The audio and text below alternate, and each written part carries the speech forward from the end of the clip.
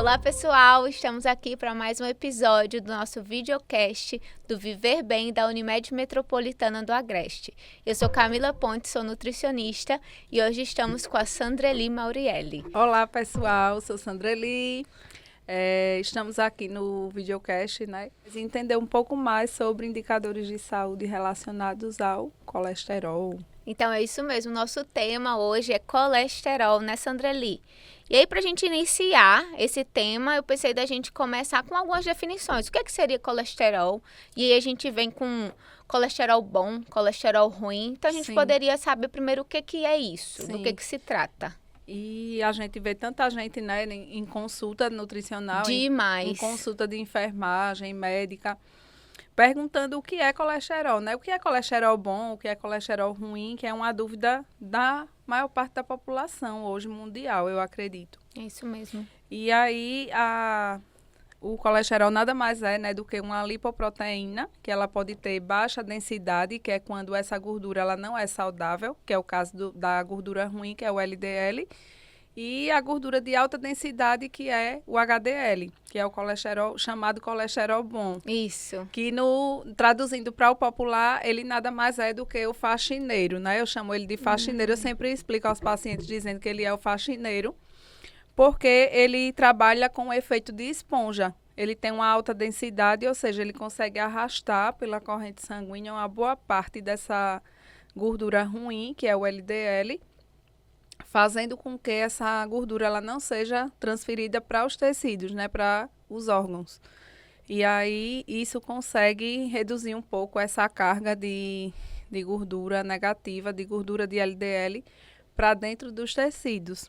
O que diminui o risco também de arteriosclerose, né, nas artérias e o risco de doenças cardiovasculares, AVC, também diminui com a redução desse LDL. Entendi. Então, nós temos duas, né, lipoproteínas, uma de baixa densidade, que é que basicamente levaria o colesterol para os tecidos. Sim. E aí, esse faxineiro, achei interessante como tu define, né, faxineiro. Que, então, vem uma partícula de alta densidade que vem buscando tudo que está nos tecidos, é isso? Isso. E aí, traz para o fígado para ser metabolizado. Metabolizado. Interessante isso.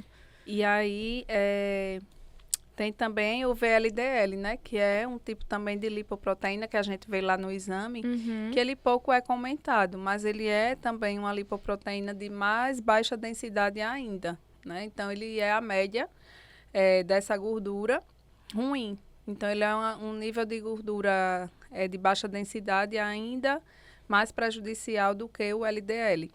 E aí é feita uma média lá nos exames, né, do paciente para saber consumindo, né, de gordura ruim e que está sendo transformado em VLDL. E aí a gente tem mais uma fração que a gente vê no lipidograma, né, que são os triglicerídeos. Sim. E aí o que seriam esses triglicerídeos também, para o pessoal entender? Então, o triglicerídeo nada mais é do que o nível de gordura, né, condensada do colesterol com o consumo de alimentos ricos em carboidratos simples, né? Que não são digeridos pelo nosso intestino e aí eles não conseguem ser absorvidos. E tudo que sobra dessa gordura ruim, que ele também é um tipo de lipoproteína ruim, quando o colesterol se junta a ela fica ainda mais pesada para poder ser filtrada e secretada pelas nossas células. Porque aí o que é que acontece? O colesterol, ele se une à membrana celular e ele oxida essa célula. E aí ela não consegue fazer toda a funcionalidade, a fisiologia que ela precisa fazer dentro da corrente sanguínea, seja para transportar um hormônio, para levar um mineral para alguma parte do corpo. E aí esse triglicerídeo agrega ainda mais para essa fisiologia normal da célula ela não acontecer. E o triglicerídeo ele é também um fator maior de risco, ainda superior ao LDL, para o risco de AVC, de acidentes vasculares cerebrais. Então, o triglicerídeo ele tem um potencial maior para o risco de AVC. Já o LDL ele tem um potencial maior para a arteriosclerose de doenças cardiovasculares. Alguns estudos mostram isso para a gente. Entendi. Mas os dois, então, um risco cardiovascular elevado, né? Isso. E aí, um ponto principal que a gente destaca é que o colesterol, ele tem suas funções, né, Sam? Sim, Então, sim. assim, a gente tem que ter colesterol no nível adequado. O que a Isso. gente tem que ter controle que a gente vai falar mais à frente, ingestão alimentar, Isso. que aí tem que buscar boas fontes de gorduras na alimentação, a gente vai falar mais à frente. E consumo, como você bem disse, de carboidratos refinados. O que são Sim. carboidratos refinados? São farinhas brancas, no geral, né? Que a gente consome, farinha de trigo branco ou qualquer uma outra que não seja enriquecida e que também esteja em excesso, né? Nessa Sim. alimentação. Sim. Então, vale sempre destacar isso. Eu acho que hoje o maior desafio, né, da nutrição é fazer o paciente entender que esse excesso, todo excesso faz mal, né? Exatamente. E que hoje, na verdade, esse excesso ele é mais comum do que os alimentos saudáveis, né? Do que os vegetais, do que as ponto principal é raízes. esse. A gente está tendo uma inversão, né, Sam? Isso. Da alimentação. A gente está perdendo aquela alimentação natural, de Verdade. raiz mesmo. E a gente está ficando muito em empacotados. Então, a gente Verdade. chega no mercado e compra tudo empacotado, desempacota e come. Isso. Mas aí tudo isso traz um prejuízo para a gente, porque o que acontece? Nós temos alguns tipos de gorduras. E aí tem gorduras que são, assim como colesterol, boas Sim. e ruins. Então, basicamente, nós temos a gordura saturada e a gordura insaturada. E o que está acontecendo no mercado? A gente está tendo esses alimentos industrializados que eles são ricos em gorduras saturadas. E aí, quando eu trago essa gordura saturada, ela é uma gordura de perfil inflamatório. Então, assim, é um paciente que ele vai estar consumindo alimentos industrializados em excessos, que geralmente ninguém consome duas coisinhas, não duas consome. bolachinhas. A gente sabe que não é assim, Não é né, a assim, né? realidade. A gente consome um pacote, 2 pacotes e assim vai por diante durante o dia, Sim. durante a semana. E aí, essa alimentação rica em gordura saturada, principalmente proveniente dessa industrialização alimentar, ela traz as consequências, que são esse perfil inflamatório. Sim. E aí, ela está sendo a principal causadora da elevação do colesterol e triglicerídeos. Porque como ela é uma gordura saturada, ela não tem dupla ligação. Então, o que acontece? A cadeia dela, a cadeia carbônica, ela é retilínea. Então, ela cabe mais dentro dos transportadores de gordura. De gorduras, Então, né? ao invés de transportar, vamos supor, 2, 3, falando isso aqui bem como exemplo. Traduzindo, né? No popular. Ela consegue transportar 10 moléculas. Então, assim, está trazendo para dentro do nosso corpo muito mais gordura. Sim. E aí, essa saturada com esse perfil inflamatório, com esse alto consumo, gera essa alteração toda no nosso perfil lipídico, né? Então, o que acontece nesse perfil lipídico? Ele acaba aumentando o LDL, então Que a absorção é muito mais rápida, né? E em vai grande muito quantidade. mais, né, para nossa corrente sanguínea, para os tecidos Sim. de deposição de gordura e triglicerídeos, que aí é o que você traz do maior risco de doenças cardiovasculares, né? Isso. E aí, Camila, a gente percebe que, assim, as pessoas têm muito uma ideia de que, mas o meu colesterol é familiar, né? Eu tenho uma genética familiar. Tudo bem, a gente tem sim uma carga genética para a história de dislipidemia, de hipertrigliceridemia familiar. Porém, a gente precisa também trabalhar a questão dos hábitos rotineiros, né? De como estão os nossos hábitos diários de atividade física, de reeducação alimentar, de alimentação, né? De procurar nutrição. A gente vê que muita gente tem resistência na nutricionista e pergunta, você já passou na nutrição? Já fez algum tipo de plano alimentar, algum acompanhamento? Não, mas eu já sei o que eu tenho que comer. Desse jeito. E aí então, é como você havia dito, tem a questão genética? Tem. Mas pensa comigo, Sam. Todo mundo mora na mesma casa. Todo mundo come o mesmo alimento. Então, é meio que uma coisa leva a outra. Com a mesma coisa, vou ter os mesmos sintomas, vou desenvolver as mesmas doenças. Então, a chance de ter uma alteração em colesterol e em triglicerídeos por fatores ambientais daquele hábitos similares de pai, mãe, filho, neto, avó, pode ser só ambiental e não necessariamente genético. Às vezes a gente traz essa carga genética meio que para se desculpar, talvez. Sim. Para ter um argumento protetor que me protege ali daquele contexto, desse tipo. Mas aí o que eu trago no consultório? Realmente a conscientização. Eu coloco os pacientes para pensar. Eu falo, olha, você, seu pai, sua mãe, sua avó, comem a mesma coisa, têm atividade física, não fazem. E aí pensa comigo, talvez seja isso que esteja alterando seu perfil lipídico, né? O seu Sim. colesterol, seus triglicerídeos. E não necessariamente uma carga genética. Genética, né? E aí, com mudanças alimentares, a gente consegue ver que realmente não era genética. Não era genética, né? Porque quando a gente tem um perfil, uma mudança, era isso que eu queria falar e não estava vindo. Quando a gente tem uma mudança dos fatores modificáveis, né? Que é justamente isso, introduzir atividade física de acordo com o que é recomendado pela OMS, que é 150 minutos semanais inicialmente, Isso. depois 300 minutos quando você já tiver saído do sedentarismo, aí por volta de 45 dias. Com uma alimentação mais regrada, com carboidratos complexos, né, assim, É isso mesmo, garota. com mais proteínas e tal. E aí a gente consegue ver que esse paciente ele melhorou sem precisar de incluir aí medicações, né, da indústria farmacêutica, sem precisar de nenhum adicional Intervenção farmacológica, farmacológica, né? né? Se ele consegue fazer essa mudança, repete o exame e os valores dão dentro da normalidade, então a gente percebe que realmente não era só o histórico familiar, era realmente os hábitos, O o contexto familiar ali, né, que não estava Exato. favorecendo. E por isso a gente bate tanto na tecla, por exemplo, da criança, né? Ah, mas ele tem um colesterol alto e eu não tenho. Tá, mas como é que estão os hábitos dessa família, né? Do contexto geral. O pai não tem, mas a mãe tem colesterol alto, aí já disse que o da criança é familiar. É. E muitas vezes não é, porque o hábito familiar ali em volta da mesa não está de acordo com o que é preconizado, com o que é necessário.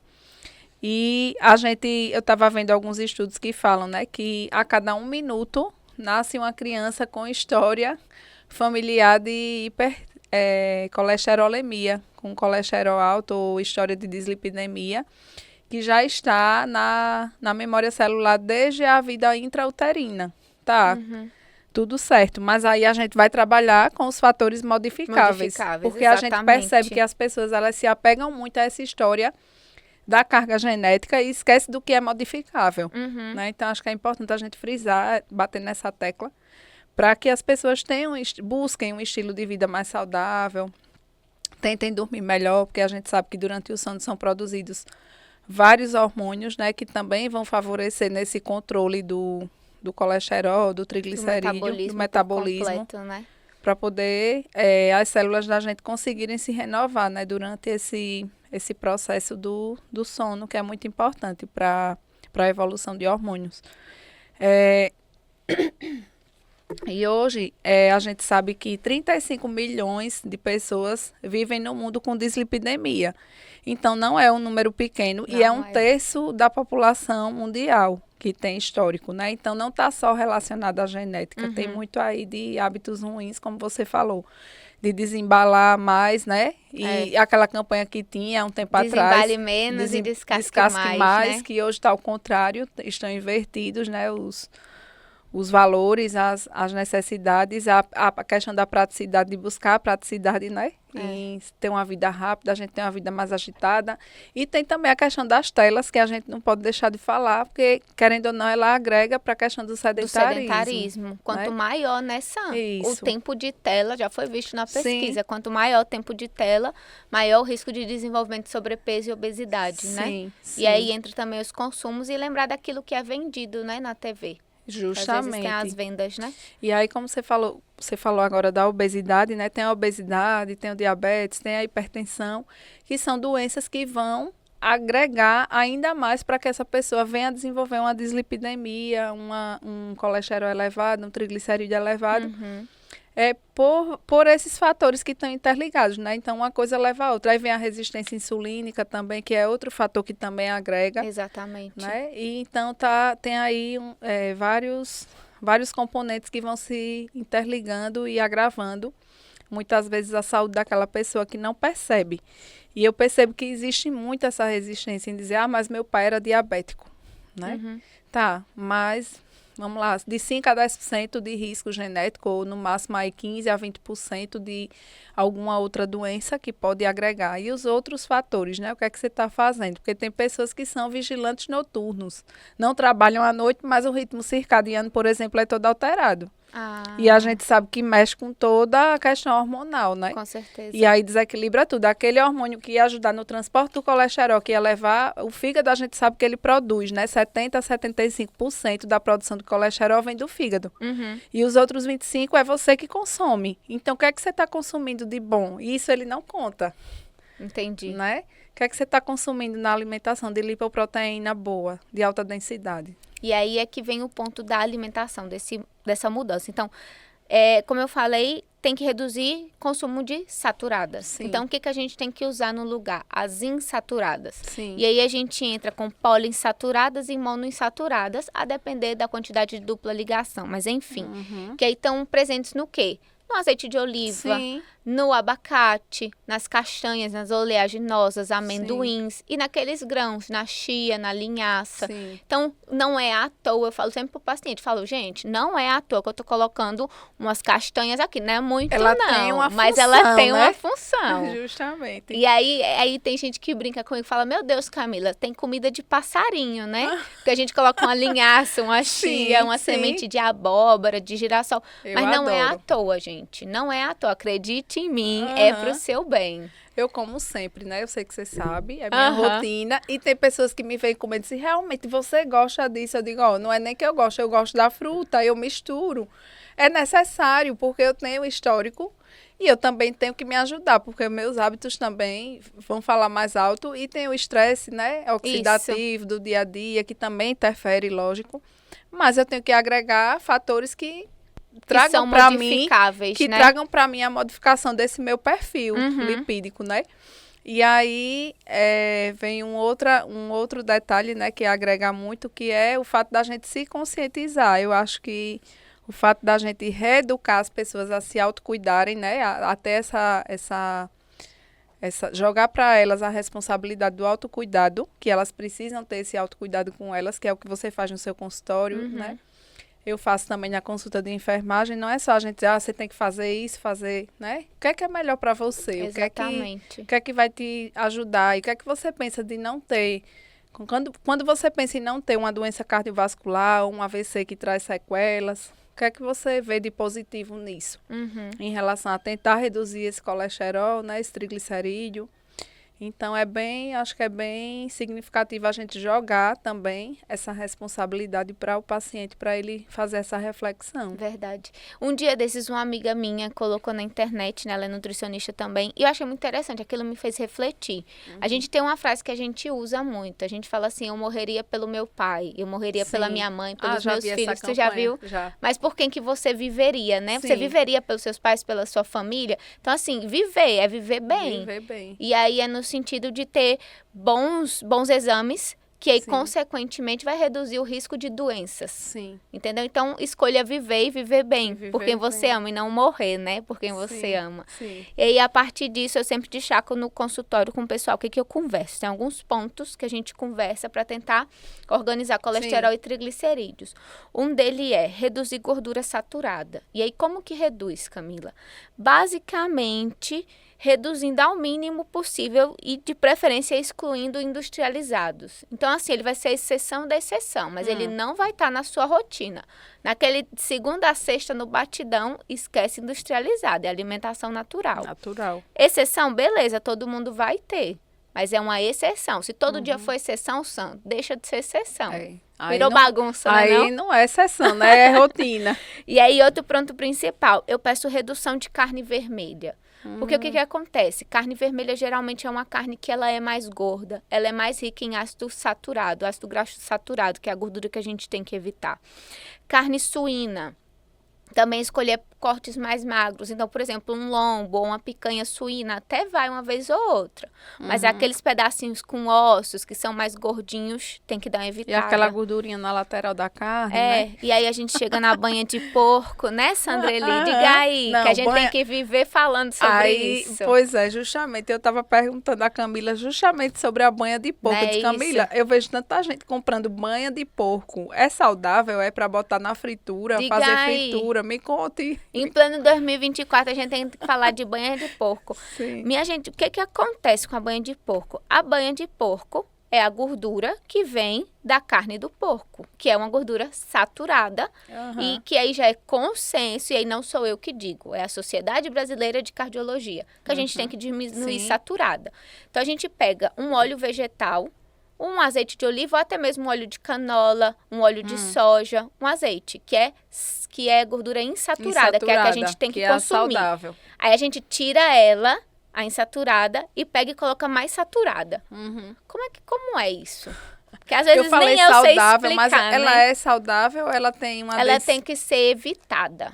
E na a banha verdade, de se ela for porco. a alta temperatura, ela piora, né? Esse efeito No de... caso mas aí é qualquer gordura, Sam. Se ela passar entendi. do ponto de fumaça que a gente chama, ela começa a perder as qualidades, tem um monte de ácido graxo livre e forma acroleína, que é um composto tóxico. Meu Deus. Mas o foco principal de qualquer gordura é ser saturada ou insaturada. Então, banha de porco, gente, esquece. É gordura saturada, é perfil inflamatório, é resistência à insulina, é aumento de colesterol, não faz. E não tem aquela justificativa de que, às vezes, fala, mas o meu avô, a minha avó utilizava e eram tão saudáveis. São outros tempos, Sandreli. A gente não caminha mais o que o avô e a avó caminhavam. Subiam e desciam a rua inteira para ir na feirinha. A gente não capina mais. Sim. A gente é É uma totalmente vida diferente. sedentária, né? É o ambiente que a gente fala que é um ambiente Sim. obesogênico, né? E é que a gente tem que ficar mudando, ficar sempre de olho nesses quesitos. Então, assim, não dá para comparar 2024 com os tempos dos avós. Sim. Eles tinham muito pouco acesso a industrializado, coisa que a gente tem acesso no celular, no mercado, em qualquer canto. Então, não dá. Certo. E aí, outro ponto que eu nem sei como é que... É o óleo de coco, né? O óleo de coco também é um outro que foi muito difundido. Eu tô achando agora até o pessoal falando menos. Né? Mas há Tem uns algum anos estudo- atrás, né? É. Falavam que só do óleo Muito. de coco. Era o que boom, tinha que né? ser o óleo de coco em tudo, né? tudo. Então, o óleo de coco, o que acontece? O óleo de coco também é uma gordura saturada. Só que mais ou menos 80% desse óleo de coco é de ácido graxo saturado longo, que é o que a gente chama de TCL, triglicerídeos de cadeia longa. 80%. E aí, os 80%, são absorvidos assim como uma outra gordura saturada. E aí, ele é dose dependente. Por exemplo, quanto mais tu consome, mais aumenta no teu organismo. Sim. E aí, só 20% mais ou menos do óleo de coco é de TCM. Quase que não sai. É de triglicerídeos de cadeia média. Que aí ele não depende dos quilomicrons para ser absorvido. Sim. Ele é absorvido diferente, direto pelo sistema porta. E aí ele não altera triglicerídeos nem colesterol. Entendi. Só que o que acontece, Sam? São 20%. É muito pouco. É muito pouco. E o que, novamente, eu cito de novo, não sou eu quem digo, é a Sociedade Brasileira de Cardiologia. Sim. Eles realmente contraindicam você trocar um óleo de gordura insaturada, um azeite, ou até, como eu disse, um de canola, um de soja, por um óleo de coco, que é uma Sim. gordura novamente saturada. Então, assim, né? não tem essa comprovação. Uns estudos que eu li, o pessoal falando, mas que talvez pode ter um potencial bacana, é um pessoal que vivia numa ilha, que aí a comida deles era vinda do coco, né, do coco mesmo, do coqueiro, do óleo dele, e aí era de peixes e de frutas. Então, os carboidratos dele eram carboidratos de baixo índice glicêmico, baixa carga glicêmica. Sim. Então, assim, tu quer comparar um pessoal que tinha um perfil alimentar desse, e aí que beleza, tinha uma saturada vinda do coco, com a gente que consome um saturado vindo de todo canto, e ainda de todas as trocando partes, uma insaturada por outra saturada. Uma Então, saturada. assim, não faz sentido. Verdade. Mas uma coisa só para finalizar, assim, que eu falo pro pessoal, eu falo, olha, gente, eu respeito. A primeira coisa que eu tenho no meu consultório é respeito pelo paciente. Eu não posso deixar ele sair desinformado. Sim, sim. Isso aí jamais. Nosso papel eu é sempre orientar, né? Exatamente, né, Sam? O papel da gente é deixar eles informados. Mas eu respeito. Não, Camila, eu gosto de óleo de coco. Tudo bem. Mas você vai usar o mínimo do mínimo possível. Você vai comprar um pincel e vai espalhar. Pincelar. Isso. Vai comprar um borrifador de qualquer outra gordura líquida, né? E borrifar. Então, eu falo para eles, independente da gordura que vocês utilizarem, você vai utilizar o mínimo possível. Porque é uma gordura boa ou ruim?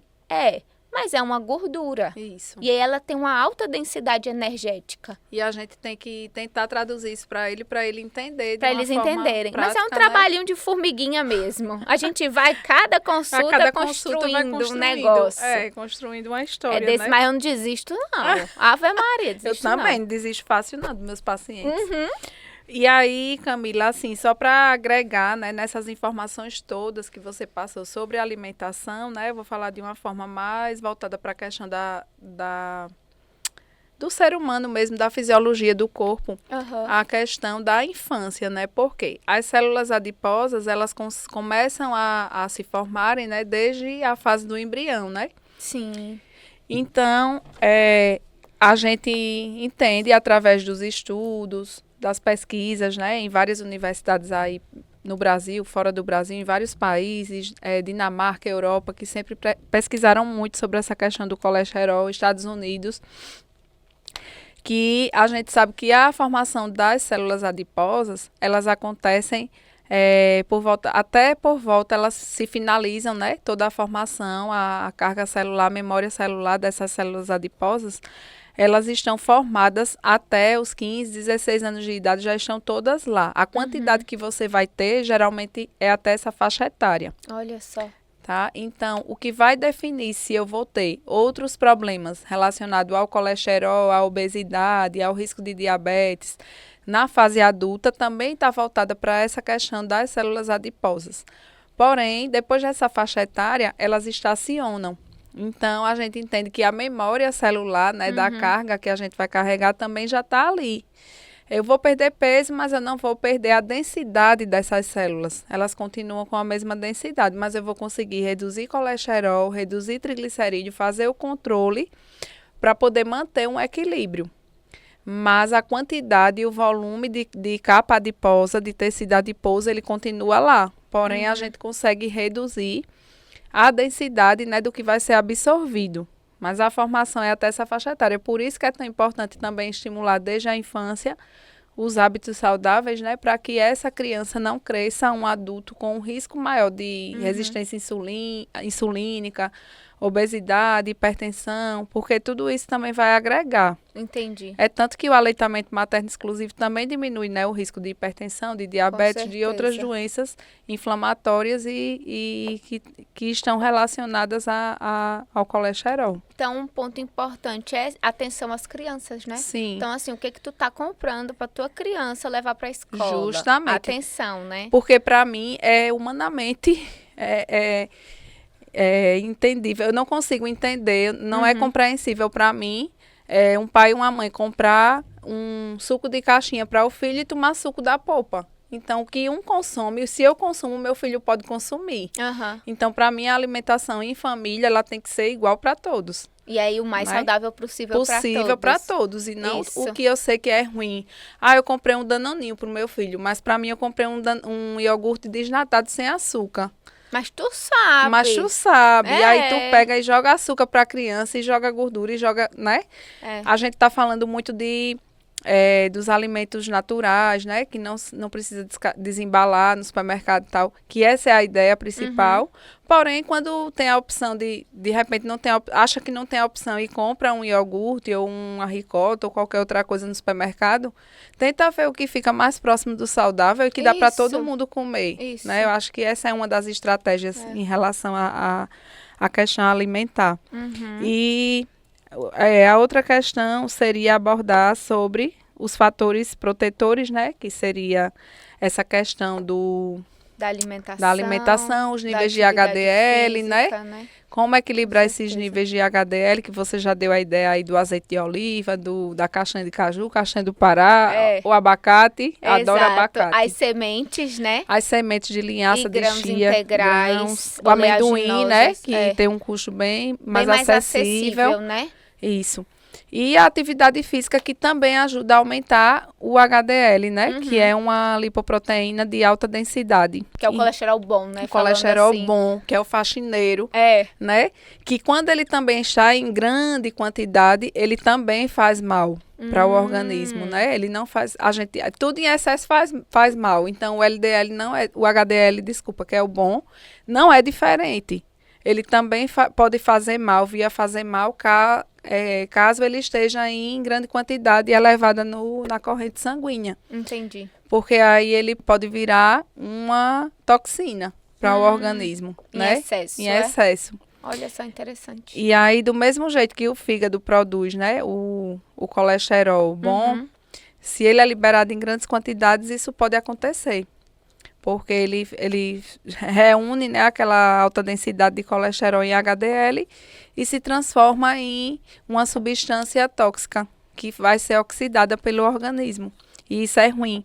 E aí, o que é que o LDL, qual é o papel negativo que o LDL tem para a arteriosclerose, né? Chegando na parte da arteriosclerose, que são as artérias mesmo, onde o sangue circula em maior quantidade e que pode ocasionar as doenças cardiovasculares, o risco de infarto, o risco de AVC, que também é uma doença circulatória e que também tem a presença aí da arteriosclerose, são as placas de gordura, né?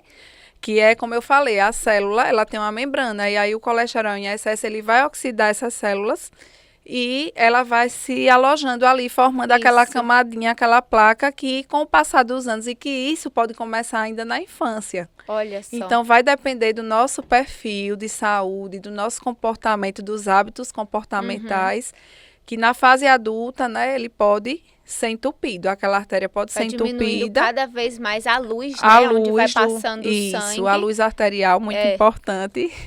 E aí, quando diminui essa luz arterial, né, que entope realmente, forma essas placas, as camadas de lipoproteína de baixa densidade, ela entope e aí realmente tem que entrar para procedimento cardíaco, né, ou cerebral, e aí, cirurgia eu ia falar cerebral. Isso aí depende de onde que acontece o entupimento. O Se entupimento. For no coração, no cérebro, em alguma artéria, né? Isso, em alguma... É que a gente dá os nomes específicos. Isso. E que pode acontecer, né, não só em cérebro ou coração, pode ser em outra região, abdominal, pulmonar, a depender da altura, do local específico onde foi oxidado, onde foi formada a placa de ateroma nesses vasos, né? Uma coisa que tu falou que me lembrou, um detalhe, é que quando tu comenta que tem HDL elevado, um ponto principal da danada da saturada de novo. Sim. É que ela até aumenta o HDL. Isso. Só que aí o que acontece? Ele é um HDL que ele não tem a característica boa. Ele se torna um HDL pró-inflamatório. Sim. E aí ele não tem essa capacidade de ir lá e fazer a tal da faxina que tu falou. Então pensa comigo. Tu comeu a saturada em excesso. E aí quando eu falo em excesso, Sandreli, é que quem tem risco tem que ser menos de 7%. De gordura saturada. Sim. Então, assim, é pouco, gente. 7% do que tu consome é pouca coisa, né? Verdade. Muita não. Então, ficar de olho nisso.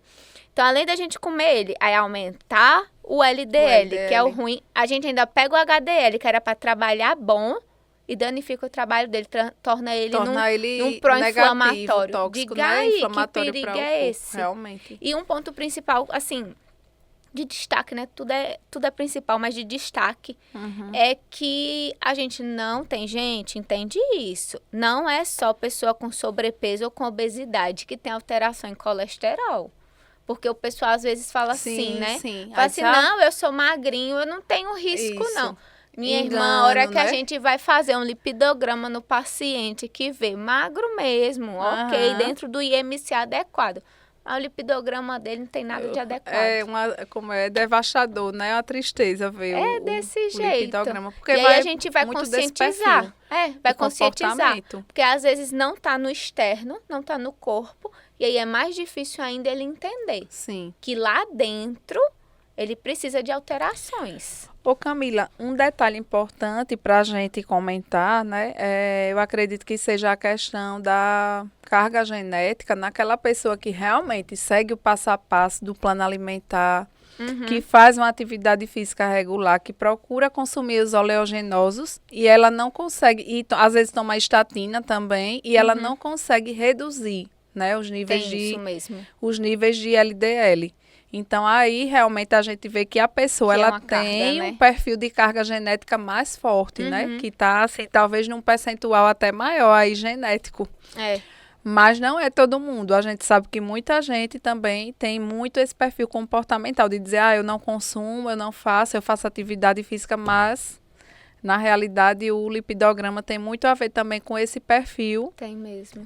de comportamento. Verdade. Né? E aí tu fala das estatinas, eu me lembro muito dos fitoesteróis, né? Uhum. Então, a gente utiliza, nutricionista não prescreve remédio nenhum. Isso aí Sim. tá fora da nossa, né? Da Sim, nossa sim. alçada. Sim. Então, com o que eu tenho trabalhado no consultório? Com aquilo tudo que eu falei, com aquela alimentação rica em fibras, baixa em gordura saturada, alta em alimentos de grão integral, né? Isso. Uhum. E aí, a gente também trabalha com fitoesterol. O que seria o fitoesterol, basicamente? Importante. Ele é uma gordura semelhante ao colesterol. E aí ele é de origem vegetal. E aí, por ser semelhante ao colesterol, na hora de alimentar, vamos supor, de uma refeição, existem cápsulas, ou mesmo da origem, como que eu posso falar? Da origem natural das plantas ou do alimento em si. Ele vai competir com o colesterol pela absorção. Então, consequentemente, ele diminui a absorção do colesterol. E aí é uma estratégia que eu uso com alguns pacientes que têm uma elevação de colesterol. Não é alta, não. É uma moderada. Moderada, né? Leve. Porque eles possuem a capacidade de modular até 10% do colesterol, de reduzir 10% do colesterol. E aí eu tenho usado com alguns pacientes, a gente utiliza nas principais refeições. E nas demais a gente utiliza os grãos, né? As sementes, as oleaginosas, também nesse sentido. Tá vendo, gente, que não é à toa que a Nutri põe uma castanha, 2 castanhas, uns grãozinhos, aí vai agregando com os fitoesteróis, exatamente. Né? É uma construção, né, Sam? É um trabalhinho de formiga que a gente vai. Diário. Mas que no final, se o paciente seguir a orientação, a gente tem resultado.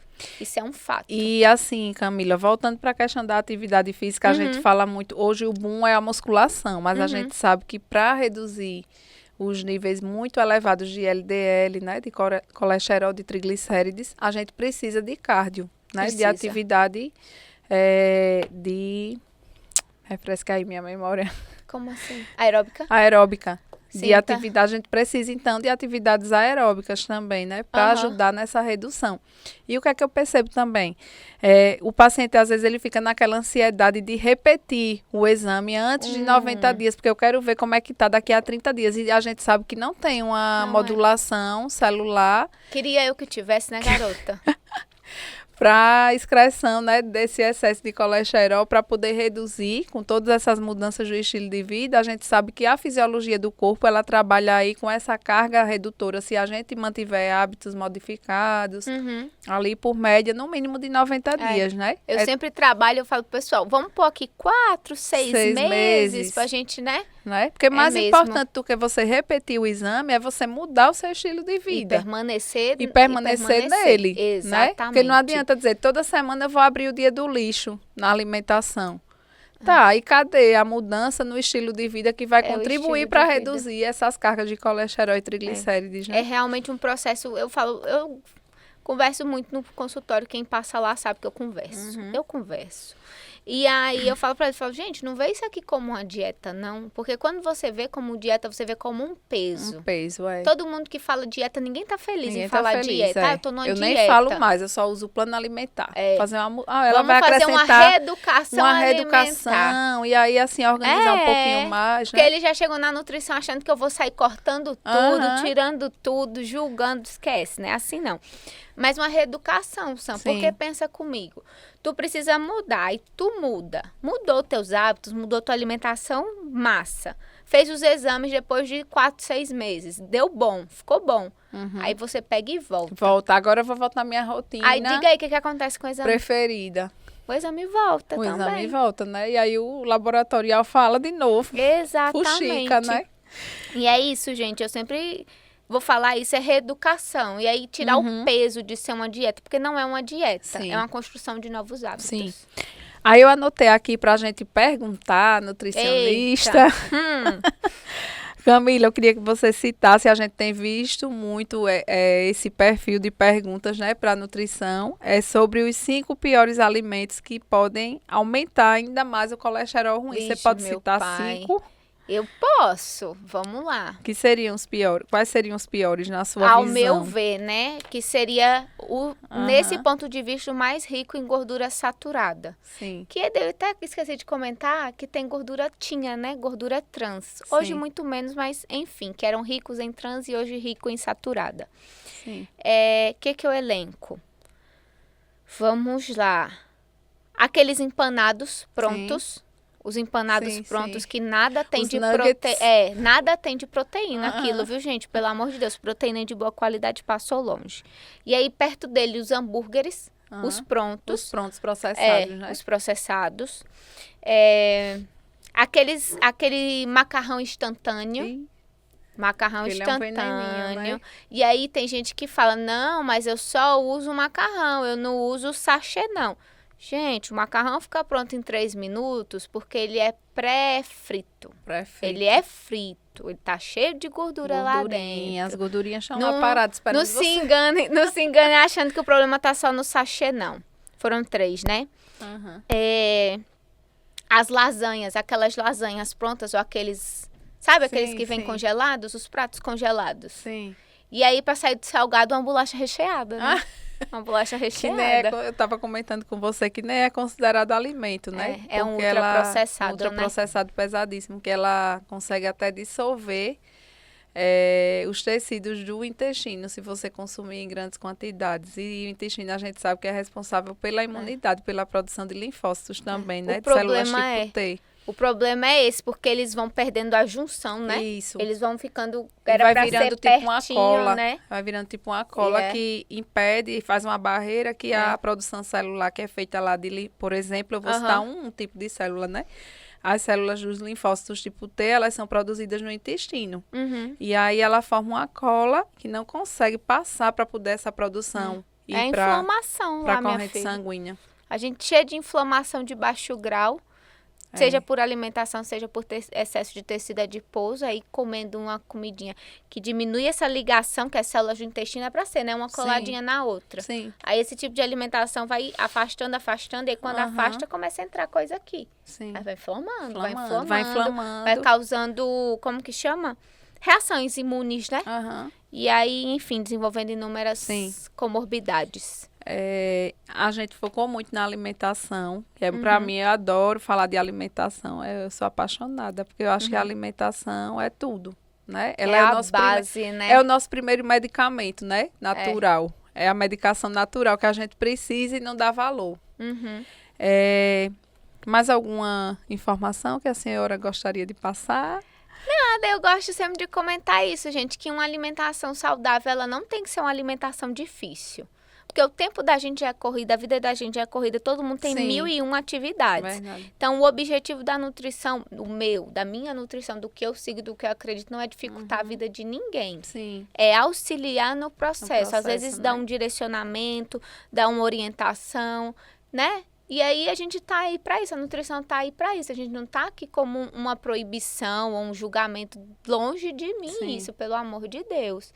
E aí estejam de corações abertos que a nutrição tá aí para deixar todo mundo velhinho e bom da saúde, né? E comendo bem, né? Exatamente. Então, gente, assim, para encerrar, só lembrar, né, que a Unimed Metropolitana, junto com a medicina preventiva, tem programas voltados tanto para prevenção, né, de doenças cardiovasculares, arteriosclerose, voltada para a questão da prevenção do AVC, em pacientes adultos, idosos e crianças, né, a partir dos 7 anos. Falei aí, Camila, um pouquinho do Crescendo com Saúde. Então, nós temos, né, o Crescendo com Saúde, que é voltado para o público infantil, né? Sim. E aí, à frente disso, está a nutricionista Miriam, Uhum. que está voltada para o público materno-infantil, mas que lá tem orientações nutricionais, atividade física, mudança de hábitos, construção de novos hábitos.